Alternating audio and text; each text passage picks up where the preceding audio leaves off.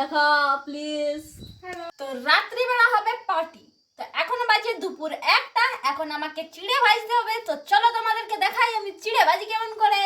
আর হ্যাঁ, চিড়ে ভাজছি আমার জেঠিমার জন্য। জেঠিমার জ্বর হয়ে গেছে, তার জন্য চিড়ে ভাজা খেতে মন করছে, তার জন্য আমি চিড়ে ভাজি। আর একটা সত্যি কথা যে আমার কোনো ঢং নাই, কারণ মাছ ধরতে যাই মাছ ধরতে পারি না, পিছলে পড়ে যাই। বাবু মশাই, এটা তো স্বাভাবিক ব্যাপার যে মাছ ধরতে গেলে পিছলে পড়বে, কারণ মাছের আসে এক প্রকারের পিছল টাইপের তরল থাকে। হ্যাঁ, এটাও মানতে হবে যে আমার কোনো ঢঙ্গেই নেই। সত্যি চিড়া ভাজতে চাই, চিড়া পুরান দিই, এই করতে যাই ওই করে দিই, এই করতে যাই ওই করে দিই। হ্যাঁ, এই কথাটাও ঠিক যে মানুষ প্রতিটা ভুল থেকে কিছু না কিছু শিখে। আমিও শিখেছি, তোমরা হয়তো কোনো না কোনো সময় শিখেইছো। একেবারেই সবাই পৃথিবীতে জন্মে সবাই সঠিক কাজ করতে পারে না।